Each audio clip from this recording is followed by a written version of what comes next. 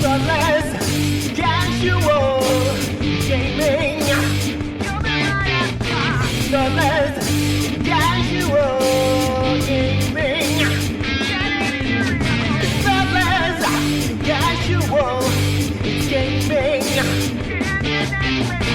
Thoughtless, casual gaming.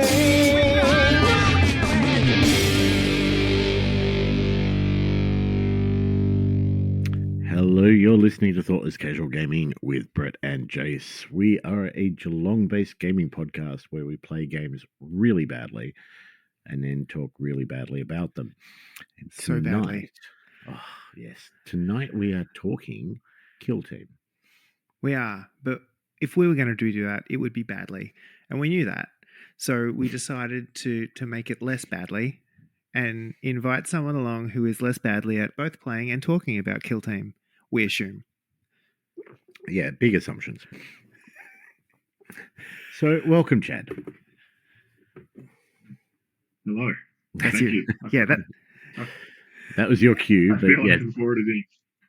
I feel like I've already been thrown into it. It's fantastic. excellent.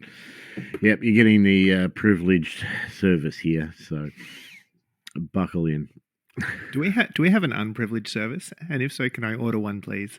I think that was in your Google history just before, mate. Yeah. All right. Well, we don't need to kink shame here. No. So, who the fuck are you? Who am I? From a real perspective or imagined? As you've said, name's Chad. I've been playing with you guys only for 6 months now. Is it only that long? Only that long? With a question It was a very. mark at the end of what I said? That was such an upward inflection. Yeah, it was definitely a. Yeah. I've already been told by you that I have possibly herpes, something to do with hot dogs and hallways. So I've had a storied history on this podcast thus far. That's what we give No. everyone. I'm glad I'm not special in that regard. I just pretty much play Blood Bowl, Kill Team, and that's really it for myself from a current hobby perspective. So, But yeah, so I won't give you the full blow-by-blow. no, don't give us a full blow-by-blow, but give us a Cliff Notes version of a history of nerd life. Where'd you come from? Where did you go? But I think, Cotton Eye Joe. You see where I'm going here. We've known you for, 6-ish months, and Blood Bowl has been it, right?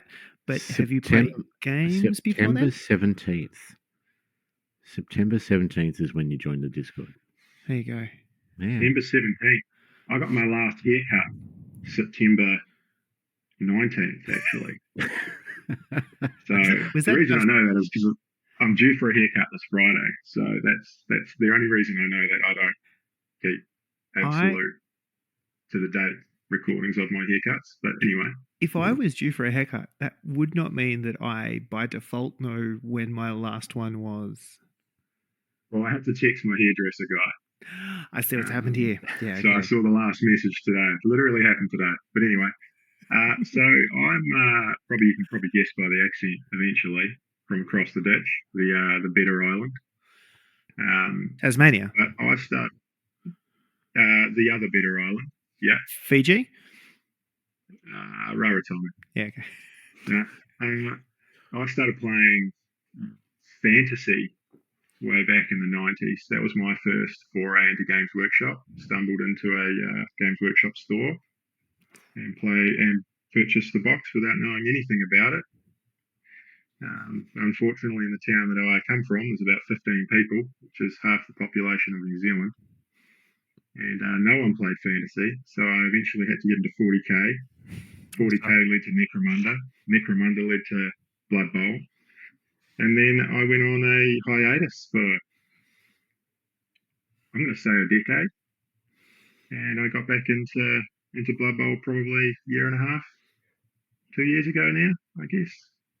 Just purely so I wouldn't sit on the couch and doom scroll. And here I am. So My nerd history has not been extremely comprehensive, and it's been all Games Workshop, unfortunately. So I've suckled on the teat of Games Workshop for a very long time. But my jam really was pretty much fantasy in the day. There is a definite divide, right? People go like, I'm one way or the other. It's very rarely are you system amorous. How's that? I'm not sure what that would be. Polyamorous? Yeah, but I'm trying to work that out myself. You see where I'm going with this, right? But Yep, I feel like yep. people go, right, I am fantasy or 40k, and that is kind of, and then you dabble in the other one. Like, you give it a go, fair enough. You got to try these things, but you always come back, right? You always. Yeah, I definitely like knives more than guns. So I don't know if that's more sadistic or less sadistic, but fantasy was definitely more exciting for me. Just I think coming up, Tolkien, all of that, and dragons and knights on horseback seemed a lot more appropriate than giant walking tanks and demons and all that sort of space stuff. But anyway, yep, I've played my fair share of 40k, and that's sort of what's led onto Kill Team, really. I mean, we can definitely give you other boobs to try than GW's one. But look, that's a fairly sort of standard. I think we've all done it. We've all been there. You taste the various different flavors of GW.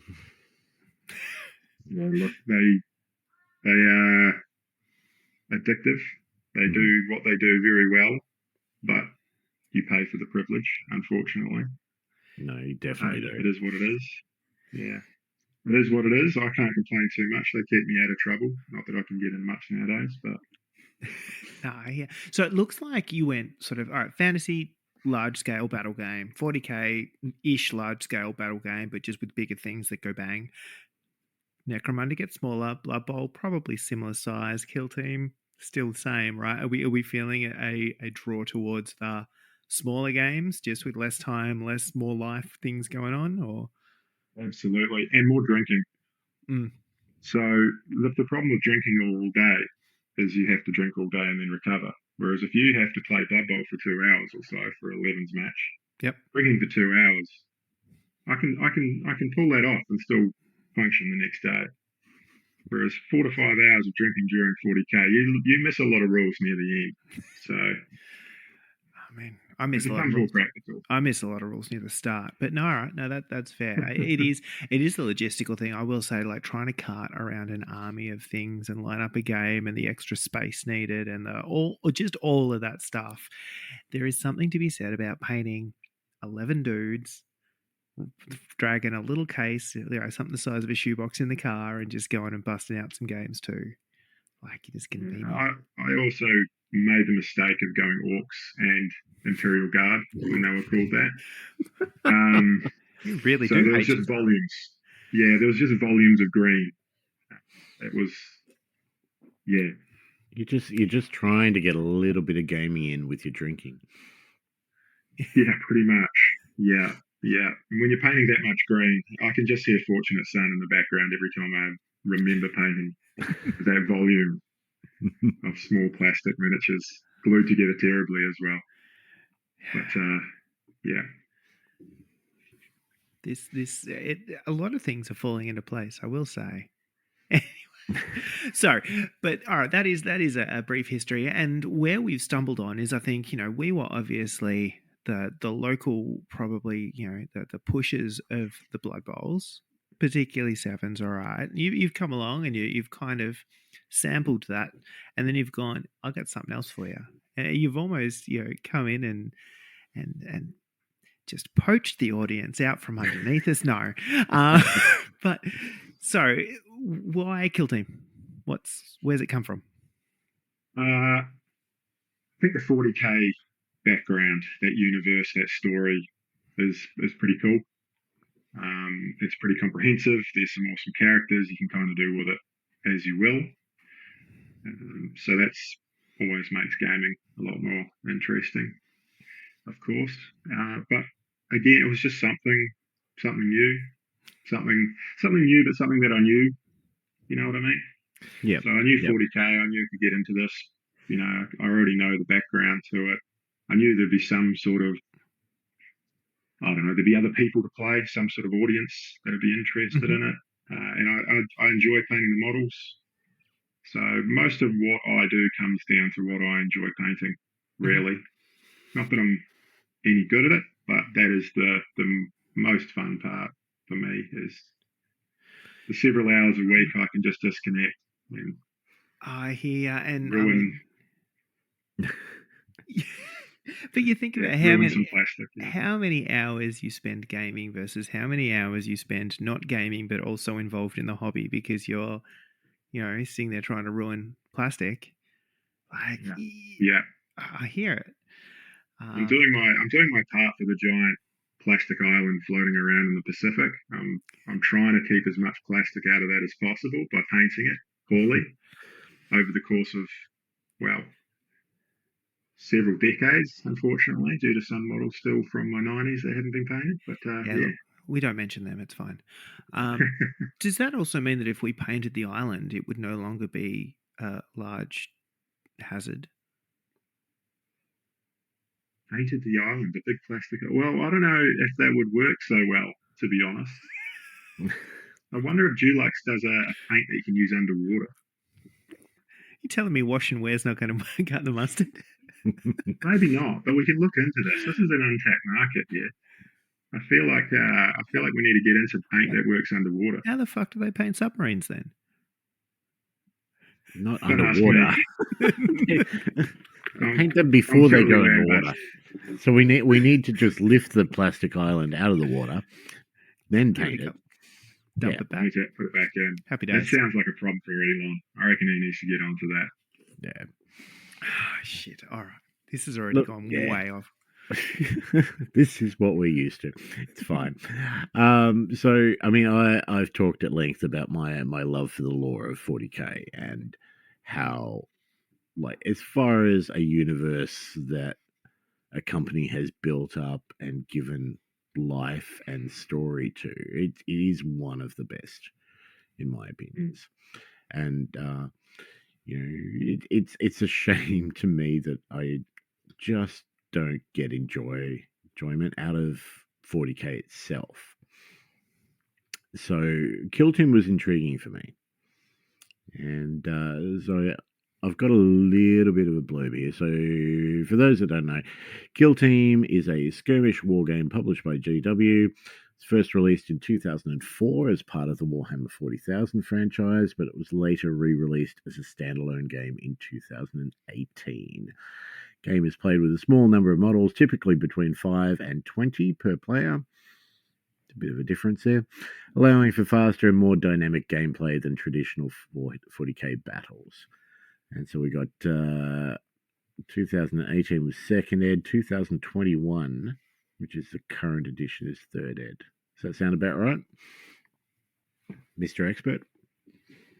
Roughly. I think we're in second edition now, technically. The 2018, the 2018 one relied heavily on 40k rules.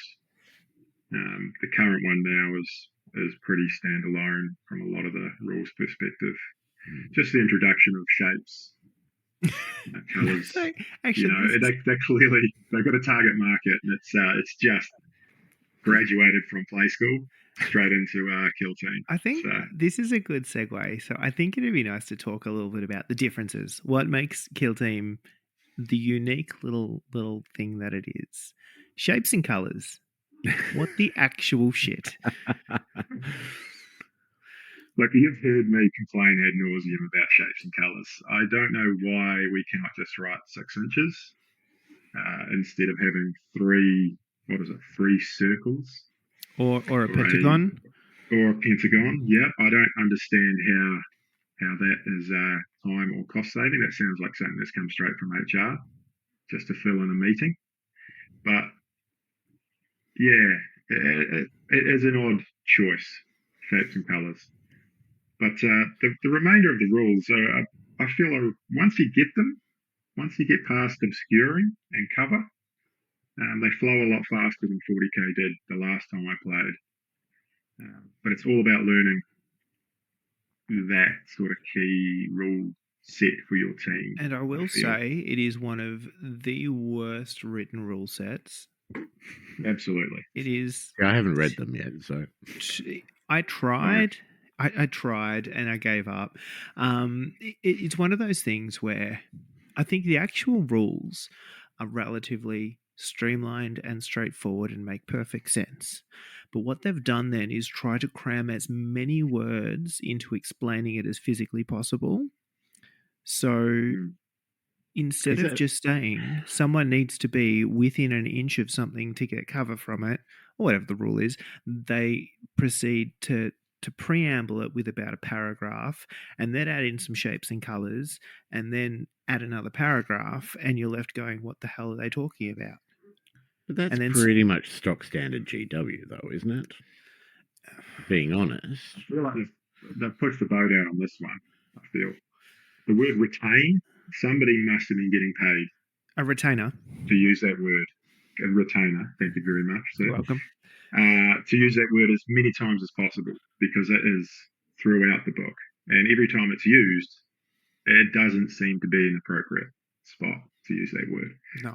But because that's that whole concept. That's that whole concept of you roll dice, and then stuff happens, and you get to keep some of those dice rolls because others might get cancelled. So the ones that you get to keep, you retain, because keep would be much too simpler a word.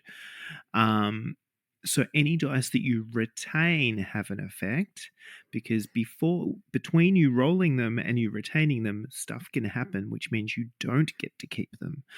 But again, they've just used the word retain like 8 million times. Because they get paid by the keystroke.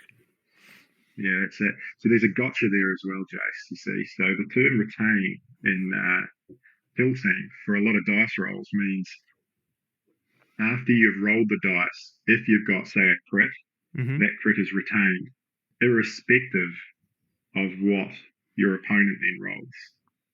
So even if you manage to parry or you roll a defense dice to negate that 6, or that 5 in the case of because it still has an effect, right? It has to be either negated effect or things like that, but it needs to be a thing that happens before the dice has an effect.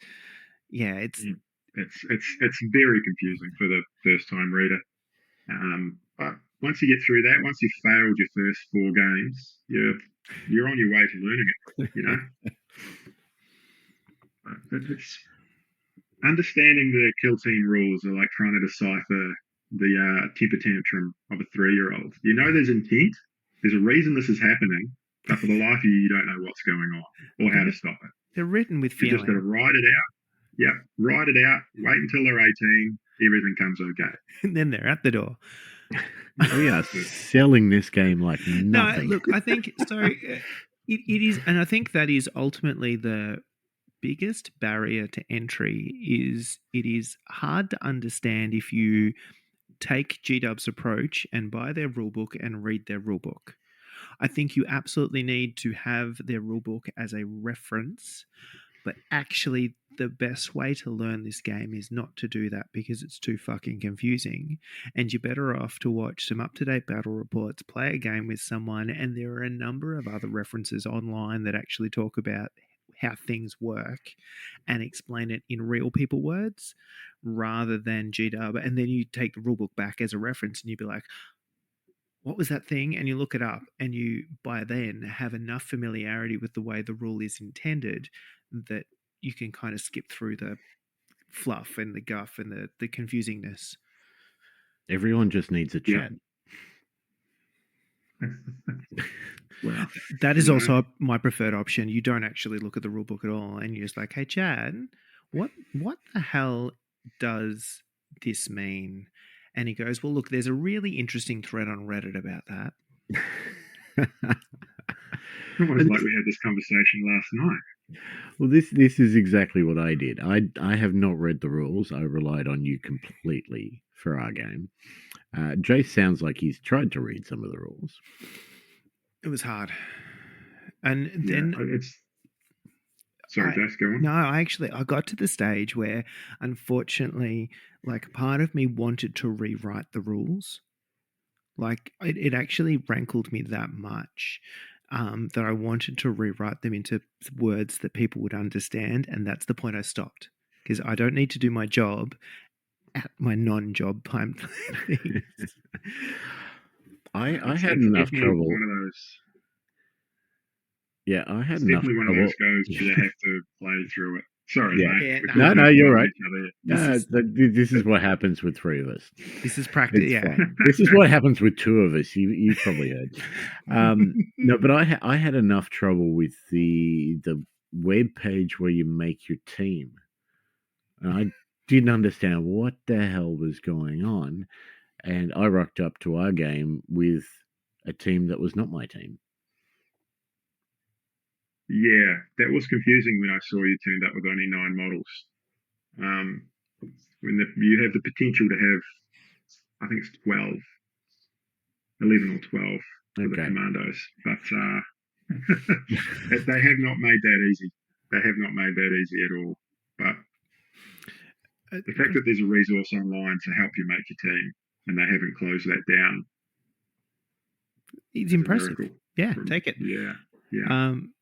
Yeah. So, all right, I think the game actually itself probably needs to be separated from GDub's implementation of the game, because they are two separate things. Because ultimately, if we go back to the concept of the game and what makes Kill Team a little bit different to, I mean, 40k universe, right? We all get that, but I think as the little preamble said, it's skirmish scale, right? So we're talking a handful of models rather than a handful of tanks or just one giant stompy thing, because that's how 40k works as far as I'm concerned now. Whoever has the biggest toy wins, right? Mm-hmm. So there's that. There is with 40k, you basically roll off at the start of the game, and the person that loses just takes half their army off the board. Yeah, they just lose. That's how it works. We're never making friends with the 40k group, are we? No, that we're just burning bridges. But terrain, I would say so. Small board. I don't know what the dimensions of the board are, but it's little. It's like It's 2.7, 30 inches by 22. Yeah, which is strange. It's a little obscure. Like, we've just picked a different measurement to everybody else. Is what it feels like. What's something we can copyright? 30 by 22 inch playing surfaces. Terrain. I like this about it though, that the options for terrain, and it's one of those games that benefits from different kinds, like levels and height and cover and stuff you can jump over and stuff you can see through and stuff you can't, and all that kind of stuff. So it makes for really interesting boards, and it gives you that real sense of guys in and amongst doing the kind of special ops kind of deal, trying to do a thing. So I think if you look at 40k as, I don't think it's an army game per se, in that it doesn't really have huge amounts of models, right? But it's almost raiding party kind of size. 40k Kill Team gives you that special ops mission kind of concept, right? Where it's we need this kill team to go in and do a special thing, because that's going to have this overwhelming effect on a bigger battle. And I think that's probably something that would be fun if I cared for 40k, is that you could actually do a campaign that mixed the things. It's definitely got that option, and you could totally integrate a kill team style scenario into a wider war that's going on and have implications on the game that you're currently playing. But I mean, for me, this is a skirmish game. It's not a big army game. It's not. More importantly than probably anything else on this game is that it's alternate activations. You play a model, I play a model, you play a model. Everybody dances. Like, that to me is really important, especially in these type of games. It's a bit of a leveler. It means your opponent's not going to wipe you out entirely, and you've done absolutely nothing, which is used to be the fun part of 40k when you'd get tabled pretty much, like you guys said, by the end of turn one. Like, well, shouldn't have bothered painting up 150 guardsmen just to have 100 of them taken off the board straight away. That was good use of my time. I mean, firstly, that's your own fault for playing guard. Hey, come on. Hey, look. Someone's got to paint all that green. You can get little guardsmen come. They come already green. They on the little base already, and they could just it's like that, Toys, the movie. Anyway, I think other things that keep people really engaged, right? So there's that. I think there's this concept of the thing I actually really dig is the combat mechanic for this, which is different to most other things I've played. I don't know what else uses that, but this concept of both people fight. So, I'm there. I'm gonna fight you. Them's fighting words. We're gonna have a duel, right? And so we both roll our attack dice, and then I get to do a thing with one of my dice, and then you get to do a thing with one of your dice. Now, I can choose to take my dice and hit you, or I could choose to take one of my dice and parry one of yours. So it keeps both players involved in just a one-on-one combat too. It's not just I rolled a hit, I rolled a wound, you die. Regards. It's this piece around we both rolled a pool of dice. They're going to be different because we've got different stats. All right, I went first and I'm going to choose to try and parry one of your attacks. And you're constantly doing that piece around, can I do as much damage as possible while taking as least amount of damage as possible to do a thing, instead of just how much damage can I do? Or in my case, it's just how much damage can I do? Yeah, I didn't see you parry at all last night. It's overrated. But it's an option, and that's important. You could have if you wanted to. Definitely keep both players engaged. As an Eldari player, I don't particularly like you being able to hit me back with your big bad Space Marines because I'm made out of a soft, gooey substance. And I just get splattered with the first hit, whereas you're made out of what I can only assume to be other bits of Space Marine. And it takes about 4 of my guys to kill one of yours. So that's always real fun. But yeah, it is a much more engaging and fluid and narrative way of playing. It's I have not fought in war. But I imagine you don't stand there and wait for the other person to finish hitting you with their chainsaw with a handle on the end of it. You tend to fight back at the same time. So it is much more fun. Absolutely. And it does really give a sense of the two models actually in combat and both of them not necessarily coming out completely unscathed. Like, I just think it's a clever concept. It doesn't... It also means that you need to be really thoughtful around when you're going to bother throwing something in combat. I made terrible mistakes in games last night where I thought, I'm a Space Marine. You're not a Space Marine. Therefore, by default, I hit you harder than you hit me. And then I ended up dead because directly prior to that, the not a Space Marine shot a big hole in me with a melter gun. What your problem was is you disregarded the guard. Those bayonets are lethal. If you get enough of those, damage 2 or 3. Oof. He had a board with a nail in it. Smirk on Ant. He was so happy. The smirk on Ant's face, he was done. He was so impressed. It was glorious. But I also think the good thing there is it does have the option to be that swingy, right? It's still a dice game, so I can roll 5 dice and need fuck all to hit you, and I'm probably going to murder you if 2 of those hit, and they could not. Or before I get a chance to use the ones that hit, you've done just enough to ping as well. So it's fun.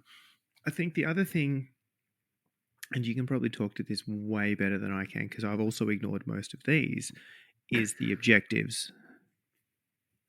So the mission you concept. have ignored most of those, correct? Yeah. So I hear that they're a thing in the game, and I hear that they actually have some kind of effect. Well, you hit the nail on the head with the word concept. You don't technically need to capture any of these if you just want to murder. So, yeah, you've been playing it one way. There is definitely one way to play it, and you've been playing it that way. Mm-hmm. But the objectives, the secondary objectives, we've been introducing to a lot of new people's games recently, and that is definitely brought a whole new dynamic where you don't just run across the field screaming and wailing with a bolt pistol and a chainsaw. You actually have to think about, what do I need to do to achieve this? What do I need to do to stop them achieving that? And at the end of the game, like I played Moose the other day, we ended up with a draw purely because of the secondary objectives. Otherwise, he would have completely demolished me with his Space Marines. You're seeing a theme here that I don't really enjoy Space Marines. But yeah, it's just another way to level a game and make it more,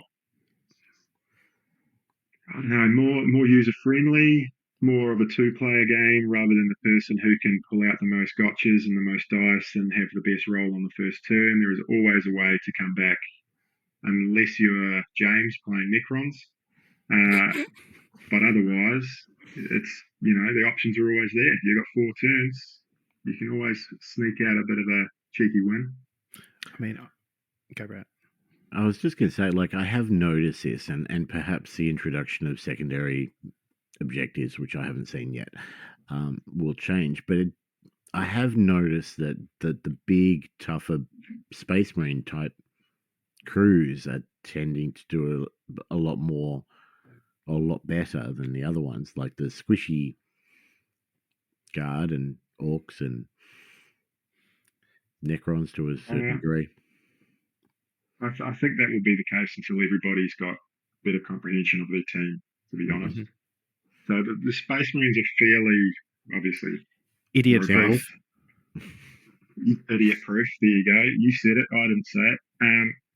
So for people who are newer to the game, for people who are newer to the game, you can literally just run them up the middle of the board and just absorb damage. But as soon as somebody figures out how to use that barrage from your Imperial Guard, or figures out where to set up that sniper properly, or all those little Eldari tricks that I've got, you can negate that fairly quickly. In terms of international tournament play, they're one of the, I wouldn't say lower teams by any stretch of the imagination. They're still up there, but there are definitely teams that are stronger, that on paper don't look as particularly strong. So really, it's one of those games where you have to stick with a team and play it until you know it inside out and know all the tricks and know all the little, the little sneaky bits and pieces to them. And then we will all see, a much different result on a lot of tables. You just need to watch Lewis play with AdMech. He cleaned Moose off the board the other day, so it definitely can be done with an experienced player. Yeah. And you say a lot of tables, like Kill Team has, I think we alluded to it at the start, but it's definitely almost taken over the Discord. There are a lot of people keen on this. There's a lot of interest. There's a lot of chatter about it. And I think I think there's more Kill Team games going on each week than there are Blood Bowl, which is blasphemous. Let's be really clear. But it's a very it's kudos to you, mate, because you've helped set all of this up. Well, I think it's one of those games as well that you do have, unfortunately, because you made poor life decisions, half a dozen Space Marines sitting in the back of your closet. So the barrier to getting into the game is quite a lot lower in many respects. Everybody knows, who's ever seen Games Workshop's logo knows, Astartes. They know Space Marines. They know roughly the 40k universe. So to get people into it I think is And- a lot easier. Even though Blood Bowl is infinitely more fun, it is definitely the barrier to entry is a little bit higher. Not by much, but by just enough that more people can jump into Kill Team quicker. I mean, yeah, because it is that thing, right? I think we all kind of alluded to at the start that whether you like the 40K game or not, the universe is incredible. I don't know how many of the Horus Heresy novels I've bought and absorbed and things like that. How much of the background and the story and the models are gorgeous. Like, they're still good. And for some bizarre reason, Space Marines are fun to paint. Like, up to 5. Any more than that, fuck off. But like, that 6-1's going to be a drag. But like, I think they've got some really good models. They're, as you said, everyone's got a few kicking around, or they're easy to get hold of, if not brand new. You know, there's a secondhand market out there, right? There's a world I'm interested in that I don't need a billion bloody orcs to play with. I need a handful of dudes, which I can paint. I need a little tiny bloody coffee table size space that I can game on. Why would you not? I think is more of the question. Absolutely. It's definitely accessible in all respects. I mean, if your reading comprehension's not quite up there, it might be a little difficult. That's why YouTube's there. That's YouTube. Yeah. But apart from reading the rules, learning the rules, knowing the rules, the game's really easy. Yeah, you need to actually play against someone, but I guess there's also maybe some social challenges that some people will have. But I mean, realistically, and game speed, I suppose, learning the game, one thing, but once you've got a vague idea of how it plays and how it works and what your shit does, how long you reckon you're busting out a game in? Oh, you could easily do it in an hour and a half. You could easily get through it in an hour and a half. Yeah. It comes down to each player knowing. Oh no, there's no more on the table. That's right. It comes down to each player knowing their team inside and out. Yeah. And once that happens, quick games, turn over a couple in an evening, nice and easy. Yeah. Especially with Into the Dark. I think that's the way they should have done Kill Team at the start. That's definitely going to be faster again. It's fantastic. It's a great variant. Is this the walls and doors, corridors? Walls and doors, yeah, close combat is what they're sort of calling it. So talk to me about this, because literally the other night was my experience in this. So it's they've broken up Kill Team into seasons. So the first season was essentially the Octarius box set, and that was Vet Guard and Commandos. The second season, I cannot remember what it's called. They've all got names. The last season that just came out was started by the Into the Dark box set, which was Hathkin and Groot, I believe. I might be mistaken there. Groot. So they give each a theme. This one is a Space Hulk theme. So you're supposed to be fighting your way down corridors in a Space Hulk. So obviously you've got a lot of walls, you've got a lot of doors, you're a lot more close to each other, which should really tickle your fancy, Jace, because there's a lot less room for them to run away. You can cut them up a lot faster. So yeah, it's all just indoors. The door dynamic, holding doors, the guard dynamic, all of that brings a different aspect to the game entirely. And you don't tend to have that frustrating couple of first turns where your opponent has set up that sniper in the vantage point and you've just got to wear bullets until you can get at it. This makes it a little bit quicker. You can cover ground without, well, you're still going to get shot, but you deserve it rather than just being a target across the board. So, all right.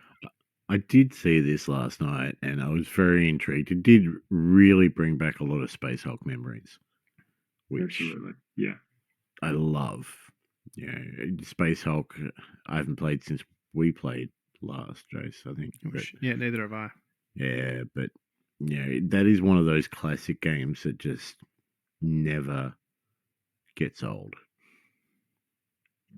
It definitely has those vibes. It feels more board gamey Mhm. than regular open play. Yeah. It's just that also Space Marines can only move triangle. Like that's the difference. It's not how many squares I get to move. Yeah, I mean, it's definitely faster. Yeah, we have talked about triangle and circle and dodecahedron or whatever they are, but yeah, can you use, just out of curiosity, can you just use a tape measure? I just use a tape measure. Absolutely. Yeah. I mean, I find it much easier.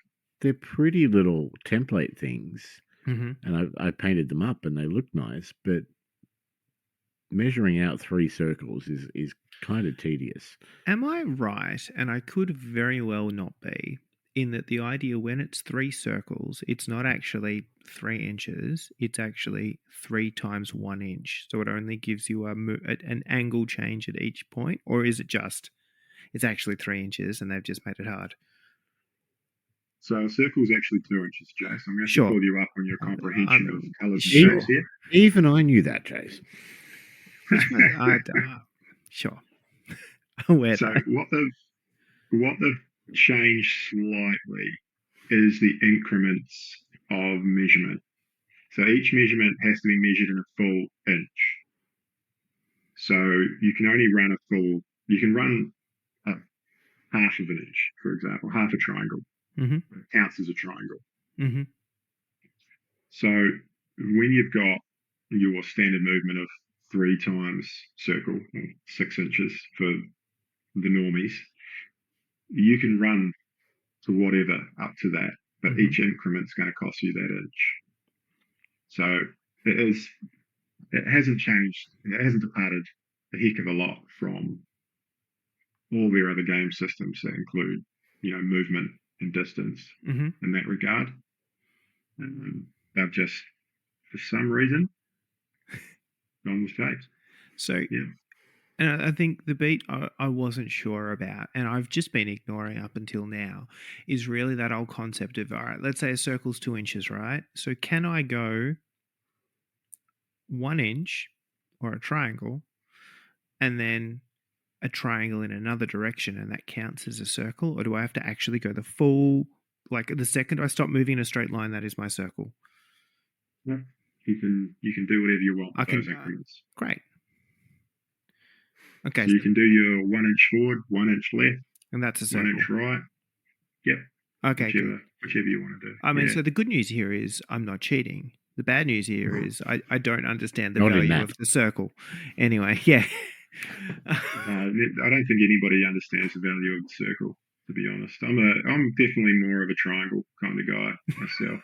I don't like the infinity aspect. I like sharp edges. It's a very strong shape, triangle. So from an engineering perspective, it's definitely preferred.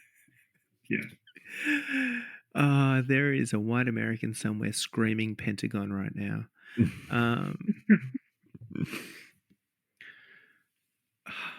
All right. They've overcomplicated that aspect. I think they've overcomplicated it with the intention to try and simplify it. So when you get new players, you can just say, "Oh, this guy here, he runs 3 times circle. Okay, here's my little template, 3 times circle." Blah, blah, blah, blah. Pretty straightforward. But for anybody who knows how to read a tape measure, it just becomes a bit of a chore moving that template around, especially when you've got a cluttered table. I mean, I still don't understand why that little bit on the end moves on the tape measure, but beyond that, I got it. The numbers bit, I'm right.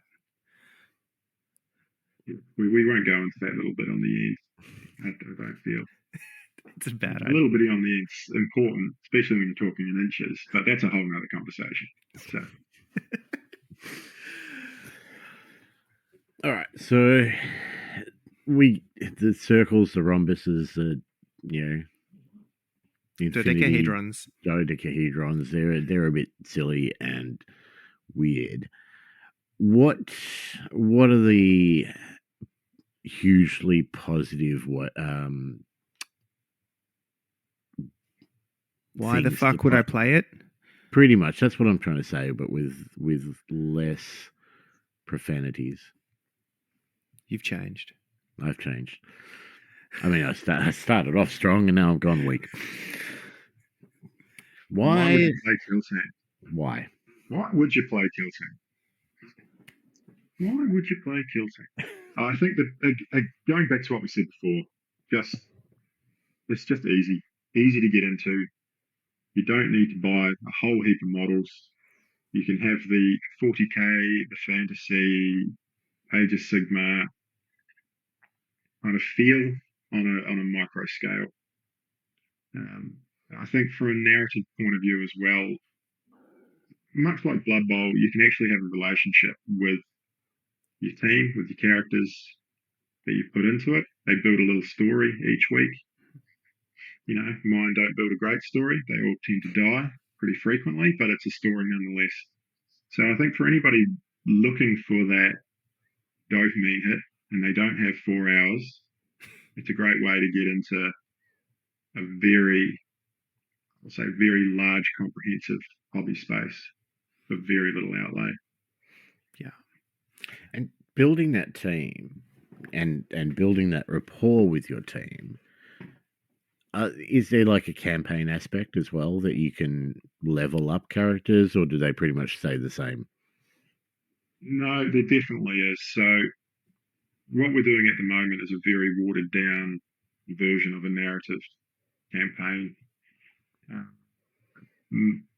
There's 3 ways to play: open play, match play, narrative. So matched play is the most common. It's the easiest. That tends to be the one that everybody gravitates towards. Narrative, obviously, as the name suggests, is a big narrative storyline. You build up players and so forth. Team members, warriors.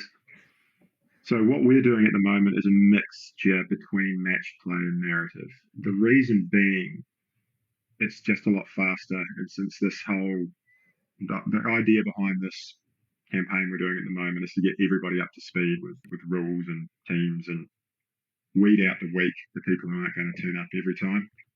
But if we were doing it correctly, your team, your individuals would gain XP, just like in Blood Bowl, for certain actions. Then you roll on a table. Each faction has a separate table. You roll on that table and they get unique abilities or skills. You also can find rare equipment and just pimp out your team, basically, any which way you like. So it's really whatever you make of it. The issue with the narrative, primarily for us at the moment, is that it's very, I'll say, admin heavy. Mm-hmm. People have to be on top of where they are at in each game and in between games. And I just don't think people have the mental bandwidth at the moment. You're playing with a group of simpletons at the moment. Let's be really, really clear. That makes it hard. But I think to that point, though, if we talk about why would you play Kill Team and narrative play, a lot of people almost enjoy that in-between game bit more than the game. It's what happens to my dude. Does he lose an eye or a leg? Does he find something cool? You know, how have they improved? How have they leveled up? How have they, weathered the storm? And what am I going to do I'm down a player or I'm down a team member. What am I going to do to fill that void in the next game? All that kind of stuff keeps you invested in between games. And I think if you're playing an hour and a half game and you're actually getting 3 hours of enjoyment out of that because you go home and you ponder all of the stuff that could happen and you're trying to make decisions and you roll on a table and your guy dies and you cry a little bit in the corner, that's more than just the time you've invested in a game as well. And then you realize how badly the choices you've made were, and it snowballs. It's great. It's all the Mordheim things.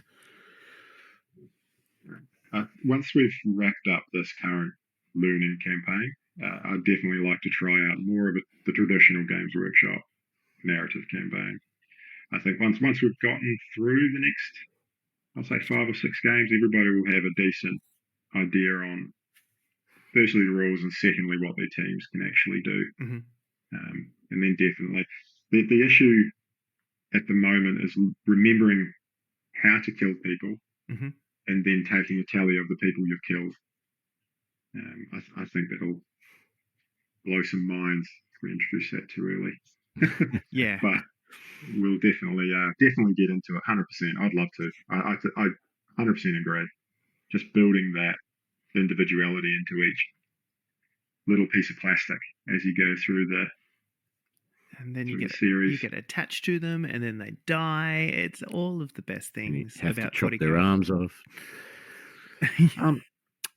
Curious, and it's been a long time, so I can't even comment because I can't remember. But have you played like Warcry or I'm curious as to if you have, if there's like, if it's very similar for the fantasy style, or if Kill Team's its own entity. I dipped out before Warcry came about. I haven't played it. I do know it's played on the same size board. So there you go. They've managed to get a twofer there. I couldn't say. I couldn't say anything about it. The major difference with Warcry, from memory, were the extra kind of team ability things, right? There was that whole thing where you kind of had these team abilities that could go off, or the special ability kind of things that could go off. But otherwise, this whole concept of this game, A, small faction, B, small table, lots of terrain, C, objectives. Why are we playing? What are we doing? I think probably Kill Team is a little bit more like objective based, as in there are 5 points on the table that you all have to fight over kind of deal, rather than the Warcry was a little bit different in the objectives. But that concept is still very similar, with some very different mechanics on how combat's played out, on a few things like that. Warcry, the other bit that is probably missed a lot of the time is the narrative campaign, which has that piece around your dudes get better and worse and find stuff. Again, it's a little bit light. It's a little bit less considered, but I think Kill Team kind of leans more into the Necromunda history of, again, you build your warband, you level them up, they get cooler, they get injured, you get attached to them, then they die and you cry, which is at the circle of life. Incidentally, one we need to play. We also need to play Necromunda. That is true. Yep. It actually, I find it interesting that we've got Kill Team and Necromunda playing in very similar kind of spaces. It's 40K universe, sci-fi skirmish game. It's just one that uses the regular IP and one that uses the Hive World. The Hive World stuff. Yeah. It's been many years since I played Necromunda, but it was definitely, I love that game. Ratskin Renegades, hands down. Awesome. They were much like the Imperial Guard. They just died en masse, but that's how you solve problems. But it was a lot more in depth. Wow. You said it. It was a lot more in depth. There was a lot more going on. The ability to change weapons, to change virtually everything about your operatives was fantastic. I feel like that sits between 40K and Kill Team in a way, just in terms of mental investment. It's that next step up from what I can see. I don't know what the current rules are like. However, the ones I played were definitely a lot more in depth than the current Kill Team. Yeah. And they were kind of based off 40K 4th edition or something ridiculous, right? Where jamming weapons and stuff. That was fun. And none of that. I think you're right. I think that the Kill Team piece it feels a little bit either like a gateway drug or a coffee table alternative to 40K.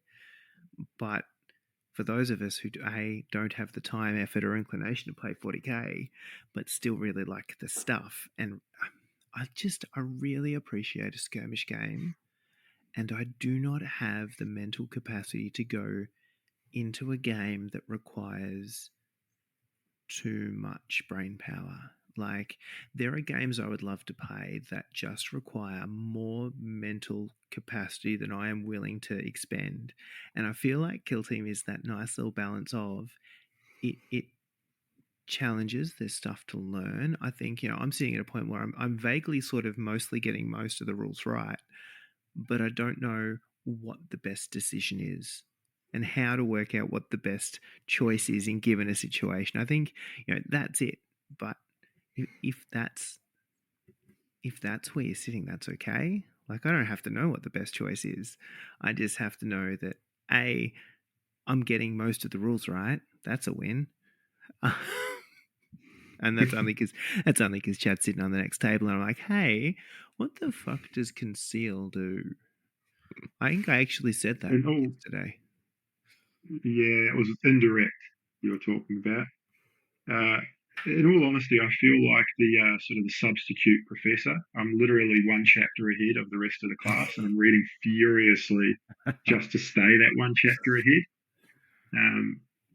But every time I play Lewis, he pulls out another rule that I haven't heard about before. I don't know if he's soft cheating or if he's, he actually knows more, but he's very convincing. So I'll believe him. That's all you got to do, right? It's like a job interview. Yeah. 100%. 100%. Yeah.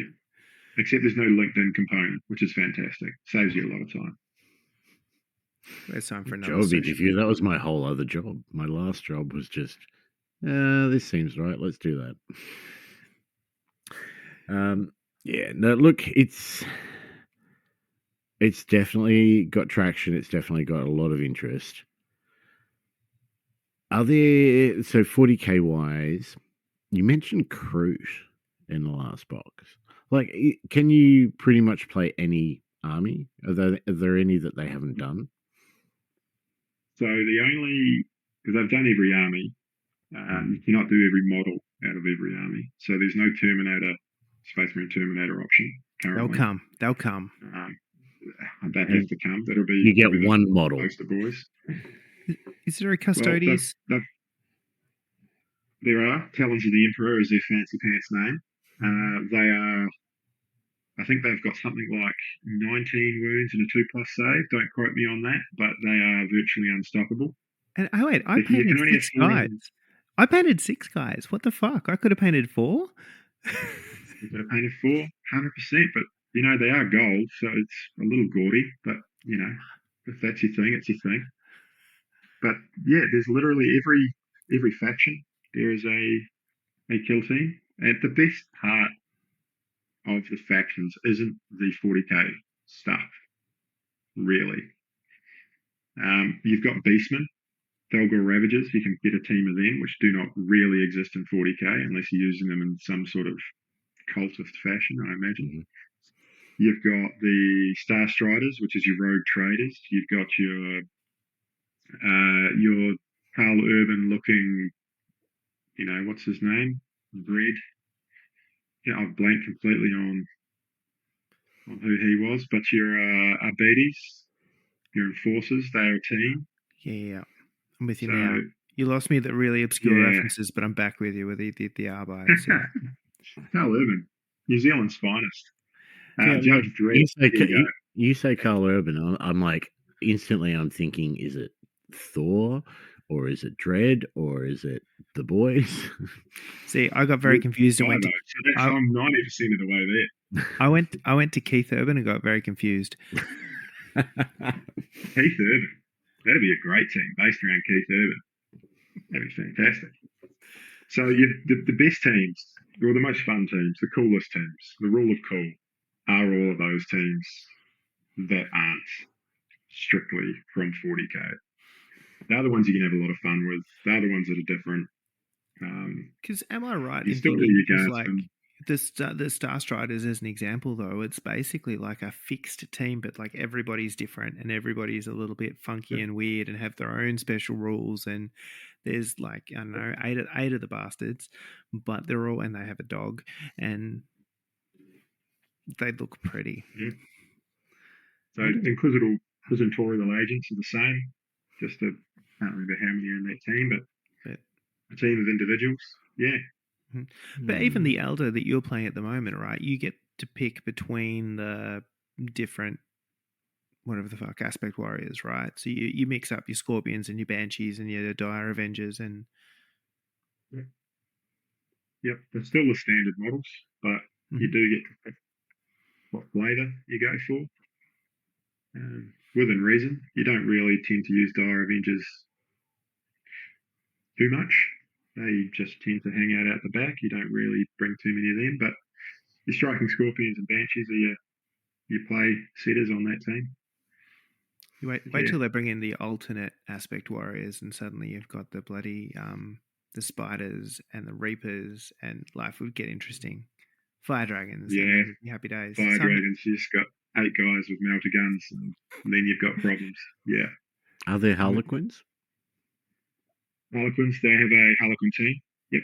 There you go, Jace. That's your next one. Oh, I'm not painting fucking checks.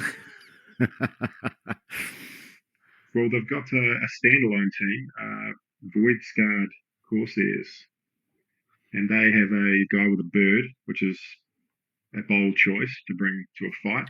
I can understand a dog, but a bird, okay, whatever. What is it with GW and animals at the moment? I don't know, but let's not complain. It's glorious. Yeah. It's just, are there any animals they haven't done yet? I haven't seen a dairy cow, let's be honest. Well, there was one on the team just stubborn dairy cows. I mean, Blood Bowl has a Minotaur, and there was one attached to the old giant belt. He had a little cow. I'm sure I've seen somebody use a cow as a token in Blood Bowl. Thoughtless casual gaming. Thoughtless casual gaming. Thoughtless casual gaming. Thoughtless casual gaming. Hard to say. I don't know When you don't know the rules of the game. But I mean, yeah. Roll the dice with bad advice. The outcome is always the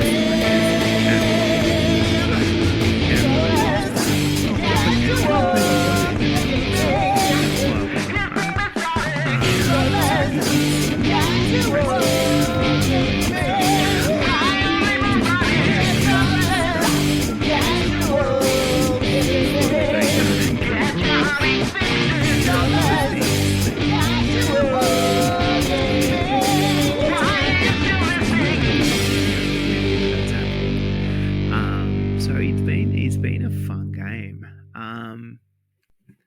I think I will say, if we've talked about why you would play it. Challenges, apart from the fact that GW can't write to save themselves, I am finding, and this could be due to my complete lack of effort in getting amongst it. The base rules, great, got it, not even a problem. I don't, but let's pretend. Objectives, cool. Secondary objectives, yeah. And then there's been all of these moments where I've found extra places they put rules. And, if I think about that, it is that, what does your team do? I'm like, hey, what are these chapter tactic things? I scrolled up in the PDF and it's got more rules. What are they?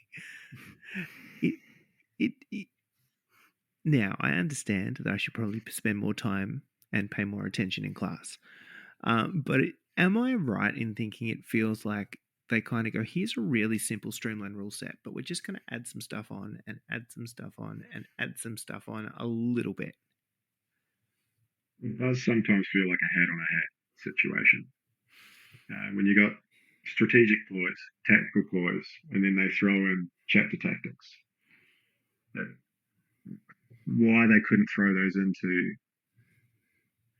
strategic ploys or tactical ploys, I'm not sure. But I think the issue that a lot of people are finding with it is that every time they release a new kill team, like we've got 2 new ones coming in the next 6 months, they tend to make those more overpowered or underpowered based upon the last kill teams that came out. And then that has a snowball effect where they release new rules on top of old rules to try and balance everything from a tournament or a competitive side of things. Yeah, and I mean, So you just end up with these rules on rules, which is what you're having a problem with at the moment. Yeah. Or you just go 40k though, isn't it? I mean, no, 40k would be it's a new army, so we need to sell more models, so we make the new one better than the last one in every instance. I think the difference with Kill Team is sometimes they go, oh, they're doing really good, and these are vaguely sort of like them, so we'll make them really shit.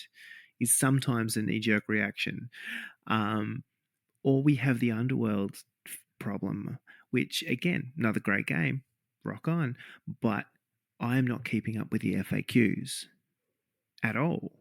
So occasionally you rock up and you look at your little card or your little rule and you say, right, this dude does this thing, and then somebody else says, oh no, that was errated, and then there was an FAQ, and then they FAQ'd the FAQ, and now if you look in your if you open up your fortune cookie, you'll see the new rule. Yeah. We went through that on Blood Bowl, didn't we, with Throw Teammate? First you turned over when you knocked your guy over, and then you didn't turn over, and now it's somewhere in between, and who knows? As long as Moose can throw teammate, everyone's happy. Look, as long as he gets to throw and kick a teammate in the same turn, everyone wins. Yeah, I'll lose to him every time if he does that. I'm more than happy. But yeah, I think it's just the Classic Games Workshop. Whatever the latest hotness is, they tend to want to put the kibosh on it, calm everything down, but then they go too far sometimes. But hey, what do you do? It's hard, right? And it's hard when I think, we are playing Blood Bowl as I would say, it's my primary game at the moment. And you're always looking for that secondary something just to scratch the itch when you feel like playing something different. Chocolate's well and good, but every once in a while you just want some vanilla.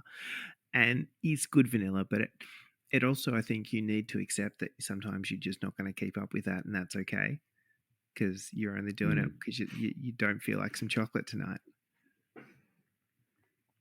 That was sexual that I wanted. At the end of the day, if you're having fun with it, just play whatever rules everybody's happy with. No one's playing for keeps. But yeah.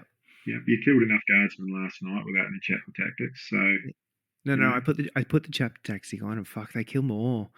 That's what happened last night. Okay, sorry. I remembered them. I've just pulled off a band-aid. I actually just remembered them, and oh my god, shit dies. It was. I think one of those was just the extra inch of movement. And I'm like, oh, I can be there now. There's a whole lot. It makes a huge difference. Yeah, you don't think an inch does a lot, but I'm telling you, lads, it does a lot. That extra inch. I mean, it is still how you use it. It is 100%. And where are you putting it? Out of all of the factions, the Vet Guard have not had a rule change since I think the very, very beginning. So they seem to be the most balanced, well, arguably the most balanced team at the moment based on Games Workshop input. So, yeah, deal with that information how you will.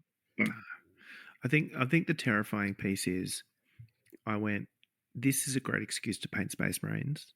We've started that. We'll finish that. We'll finish that very, very quickly. It'll be fine. It's nearly done. But it's almost a piece of you're already going, fuck, it's only, a dozen models max. what can I do next? Which ones are pretty next? Which ones are not Space Marines? Because everyone cries a little bit when you show up to the table with Space Marines. What else can we do? And I think what's going to happen is, to your point, is eventually people will work out how to play the game, and the Space Marines won't do the things that they're supposed to do. And there will be a big leveling moment. I'll be like, I need something trixier. But you heard Chad before. It's all about learning your team and getting the most out of your team. It's not a change your team every season. Like No. But all right. Have you met the people that we play with? Yeah, I know, and I'm absolutely one of them. Correct. And the other part of this is it does feel like the Space Marine. I could be wrong here, but it feels like the Space Marines are great for beginners because they are relatively forgiving. You come with decent armor, you come with decent amount of wounds, and you do everything good. And you get to choose whether you want to punch things good and just shoot things okay, or shoot things good and just punch things okay. Like, that's the choice. Everything else is kind of superfluous. So, and then you get these chapter tactics, which make you better at doing whatever the fuck you want to do. But with that probably comes a few less tricks and gotchas and stuff that you can pull out. Whereas you're going to have other teams that are less forgiving, die faster, but can do more tricksy bullshit. So if you can actually get your head around that, Space Marine's still going to die, right? So I think that or you actually play to the objectives, shock horror, and it doesn't matter if the Space Marines live or die because you still have all of the points. That's what it comes down to. It's just bodies on the board when you play objectives in a lot of cases. So 14 guardsmen on the board, you can just flood those objectives. You've got 6 players versus 14. If you're Ant and you're just playing the objective, you don't really worry about who's getting a bolter to the face each turn. If you clear the board by the end of turn 3, but he's X amount of EPs up on you, he still technically wins. You have a moral victory. I'm not going to take that away from you. You just killed an entire civilization of Imperial Guardsmen in 4 turns. But yeah, that's really where the elite teams start to struggle, is when players start playing that objective game. Yeah. It's problematic when I'm 4 games in or something, and you're already thinking about what the next team will be, just for something different. It's never good. And then you showed up with the Eldar. I'm like, oh, they're pretty. I like Eldar. Oh, and then I saw the Star Striders. I'm like, oh, they're also pretty. And I haven't really gone much deeper into what else is around, but it's a problem. Well, I started with Death Watch, and I painted 3 of them. Then I went to Vet Guard, and I have 20 of them unpainted. And then I've gone to Eldar. So I'm really in the hole here. It's really not working out for me at this point in time, when I decided to play this saying, I can just get 6 Death Watch. It'll be fine. Don't worry about it. Now I'm up to, 40-something models? Yeah, this is working out well. Yep, exactly as planned. Hey, I mean, to be fair, you could be playing 40k and that's not a whole squad. True. Combine them all together in some mismatched outfit, I might have 200 points, but no. I'm hoping the next team that comes out will be, I know the next team won't be this, and we know what they are, but I'm hoping there's an Alpha Legion team coming in the future. Ooh. Where you only have 1 Space Marine and, say, 8 or 9 cultists, or what do you want to call them? You know how they placed operatives all over the galaxy and they used mortals for doing things normal humans? Yep. I think that'll be a really cool team. Yeah, I'd love to see that. That'd be awesome. It's my gnomes, basically. That's my gnomes. So, thoughts, Jace? You've played a couple of games. Yeah, You're in? I am in because it is one of those games that lets you play 40k without too much thinking or models. So it's simple. Like it's actually like, and I am playing a simplified version of a simple game, right? Because I'm ignoring half of the rules, I'm getting the other half wrong, and I'm playing Space Marines, so we don't go with it. But I think to the point at the start, right? Once you get the base mechanics of this is how cover works, this is how conceal works, this is the combat mechanic, this is the shooting mechanic. The rest of it you can wing. It's keywords and looking those up and forgetting what they are and trying again. And then it's just what your team does. And you can kind of ignore what the other team does. You just learn what your team does and you do the thing that you want to do and you hope that you do it better than they do whatever the hell that they're doing. So as a bit of a beer and Skittles, a bit of a, it still gives you the narrative stuff. It still gives you the, I'm going to build my team and do stuff, but actually it doesn't cost me any extra hobby points because I'm not cutting an arm off and adding a different gun on. Is it going to become my main game? No. Is it going to be something that I keep up to date with the releases and the FAQs and I know it backwards? Absolutely not. But is it something that you're happy to throw 6 Space Marines in the bag and be like, fuck it, if someone wants to play that, let's bust a game out because we can do it after our 7th game? Sign me the hell up. Intriguing. Look, for me, I've only played the one game. I played that with you, Chad, and used some totally different team to what I was actually going to have. So this is what like that web app or whatever it was that build your army here. I had no idea what the hell I was doing. So obviously I didn't even choose the right orcs. For me, look, I enjoyed our game. I enjoyed getting the objectives. I enjoyed taking some of your Space Marines off the table. But yeah, look, I've played enough games to know that objective points are a thing, and probably something you should strive for. My issue with Kill Team is totally a personal one, and it's the fact that it's a one-on-one game. And I still get anxiety and nervous when I play one-on-one games, which for some reason Blood Bowl doesn't give me. So I do need to get in and have a few more games, and I will. I've just got to get that sort of right headspace before I do. But I liked it. I liked the idea. I did play it once or twice way back when, like we're talking, it must have been first edition. And yeah, I got wiped off the table pretty quickly by my opponent and never went back to it. Because it was a 40k variant back then, right? So that's how you played the game. I think, the challenge will be is if we decide to play Necromunda or Warcry and Underworlds. And it's just how thin can you stretch yourself?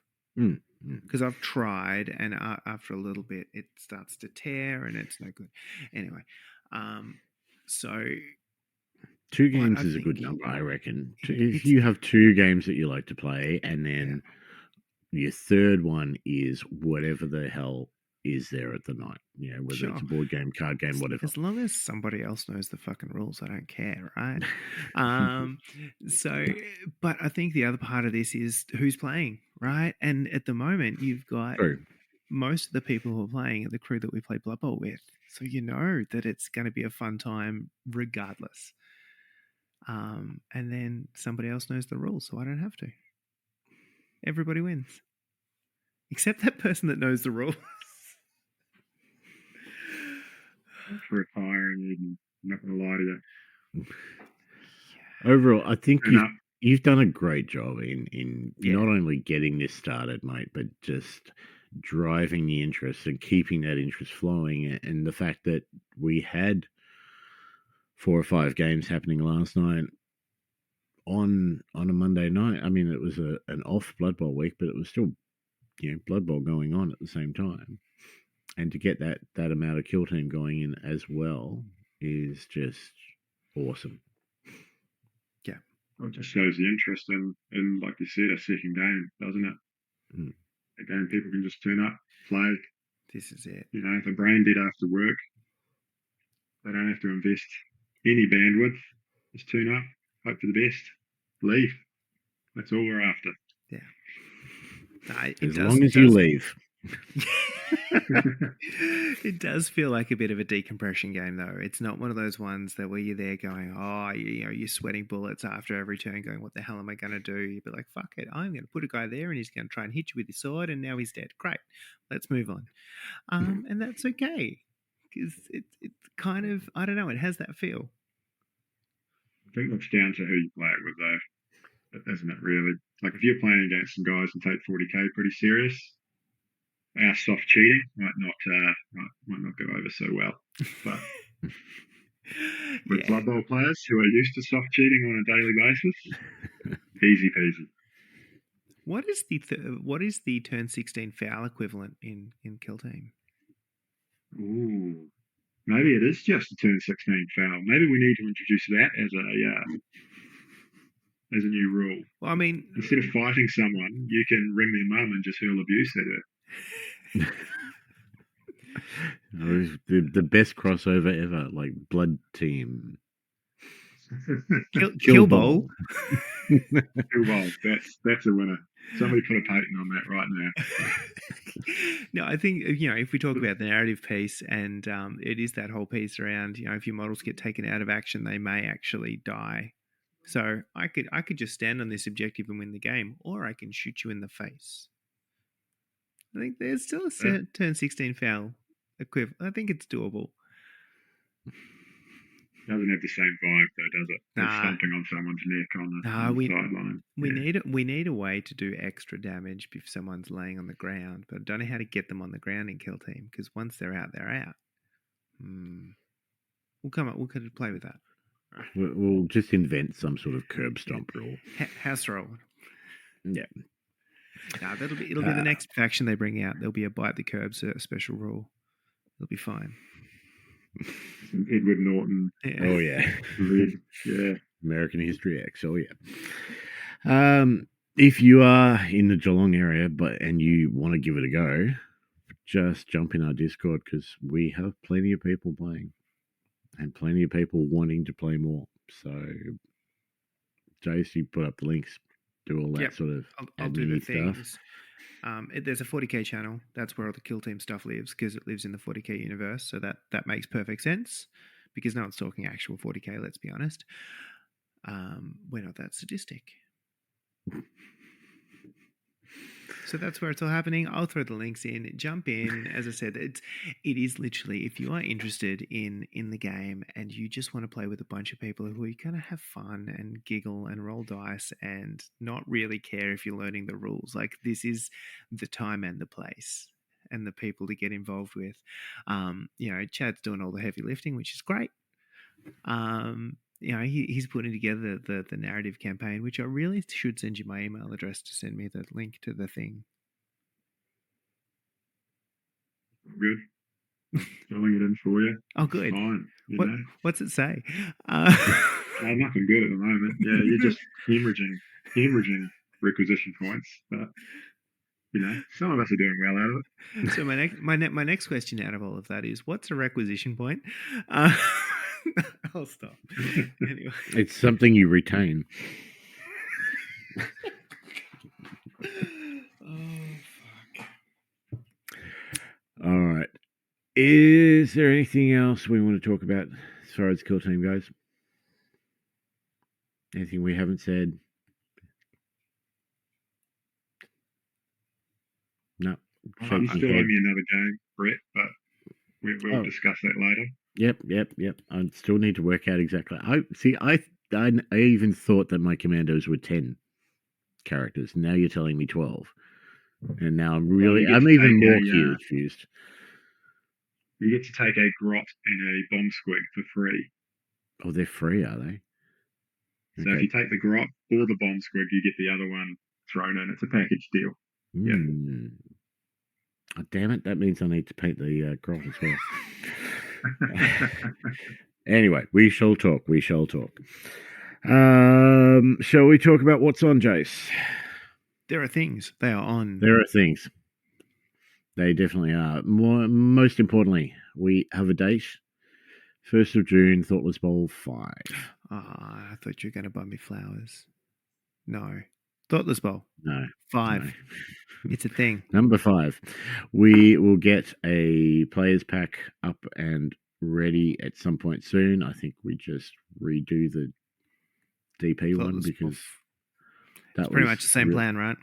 So Yeah, the pretty moral of the story is, for those who can't be bothered reading the rules or the players pack, right, it's basically just going to be 7s. You're going to come up, Mhm. you're going to play some 7s. Like, we're not breaking things, we're not messing with stuff. It's not going to be too silly. Just come Not in yet. and play some 7s, have a fun ass day, do some stuff. It's Blood Bowl, but it's faster and better. Yeah. Look, yeah, players pack will be up shortly if you want to lock in a ticket before that goes up, although, it shouldn't take us too long. $25 to the normal bank account that's in every other players pack. We have sold 10 tickets already. Fuck yeah. Yeah, so that is going to be a thing. We are going to have a bit of fun with that. And because, DP didn't happen, let's put a bit more effort into this one. I've got some couple of ideas, prizes, things like that we can work on. But you want more information, there is a page on Facebook and there's details in the Discord as well. The other thing going on is we have a painting event which finishes at the end of this month. It does. Fortunately, it's only Yeah. the 5th, so I have time to finish the things I was meant to finish. Yes. For the event, finish a thing. Whole trick here is, guys, if you have started a thing, you started a project, right, and you went, oh, I've painted 3 out of those 6, Death Watch. I really need an excuse to paint the other 3 of those 6 Death Watch. Just, here's your excuse. It is finish a thing. You've started a project. As an example, forever ago, our good friend the Nerd Fairy started painting some Stormcaster Eternal for Age of Sigmar. I mean, rookie mistake for Age of Sigmar, but he started that and he never finished his little army. And last night he was furiously painting some Stormcast Eternal because he was all excited about Age of Sigmar again. And I went, wait, you started these a while ago? And he went, yeah. And I went, and you're finishing them? And he went, yeah. And I went, so you're finishing a thing? There's an event for that. And this is the event. So finish a thing that you started before the event, by the end of the event, and post progress. Feel good about yourself. We will do an episode at the end of it. We will gush about everyone's wonderful things. We will give some, stuff away for stuff that we think is super cool, and that's as much as it is involved. Yeah.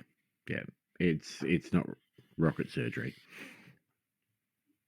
But it could be if the thing you started was a rocket, and then you never finished it, and then you needed. It is a painting thing. You could be painting rocket surgery. Okay. Off the rails again. That's about it that I can think of. Anything else from you, Jace? No. Thank you very much for listening. I assume that if you started this, you made it all the way to the end, unlike all our other episodes, but simply because Chad's here. So thank you very much, Chad. Thanks for putting up with my incoherent rambling. I mean, It's better than ours. Give us a follow: Facebook, Spotify, Twidbean, Podbitch. I don't know what they are anymore. Cast Hub. OnlyFans. Yeah. All of those things are things. Like, subscribe. But Facebook is there. Instagram is there. Finally, somebody's actually doing something with those accounts, which is glorious. We're starting to see a little bit more love and attention. As always, if you want to chat to some wonderful people that are not us about all of the shit that we're talking about, the Discord is the place. And there is a lot of chat a lot of the time about all of these games and more. Very much recommend it. Links are all below. Get involved. It's a fun old time. Absolutely. And if you want to help us run a couple of giveaways and stuff like that, or for you're stupid enough to think that we actually are somewhat decent at this. We are not. We are not. Absolutely not. We do have a Patreon. You can jump on for a couple of bucks a month, $1 or $2, or if you're incredibly stupid, like these people, Alice, Archie, Clinton, Gertzie, Jared, Kingsley, and Yuri, you can get thanks every single episode. So thank you guys. Yeah, shaking your head is not great for the audio medium. It's not a great audio, but I can't. It's now just an automatic response. Yeah. But that's it from us. Thanks again, Chad. Thanks, guys. I'll see you maybe Monday. Yeah. Sold. Laters. Gotcha. See you all.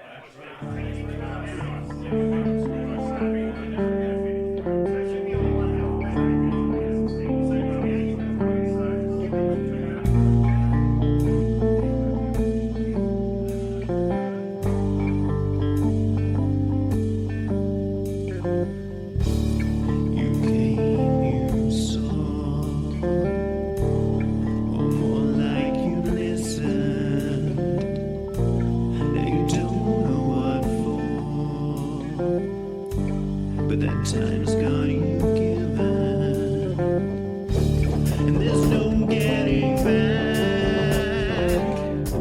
I'm afraid